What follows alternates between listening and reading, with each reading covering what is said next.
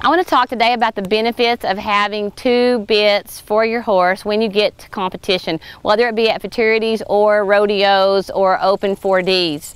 Horses over time seem to get a little bit dull or numb as you use a bit on them repeatedly. So what I do is find bits that complement each other.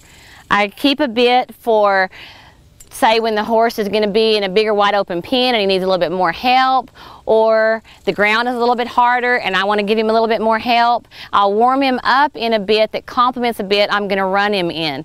The way I choose which bit depends on my hands or the conditions of the ground. I would advise a person that is heavy-handed in their competition runs, when you get a little bit nervous, which a lot of us do, to use a lighter bit for your competition, say like this goose tree that does not have a curb chain, but to use a bit that's similar but that does have a curb chain and maybe a little bit more shank for your warm-up.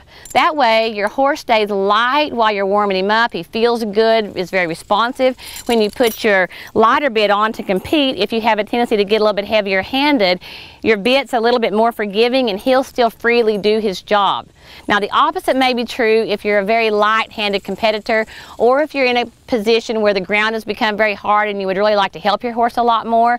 You might want to use the lighter bit to warm him up in so that he doesn't get overly sensitive, and use your bit that's a little bit more with your curb chain or a little bit more shank during your competition so that you can help him a little bit without getting him in a bind.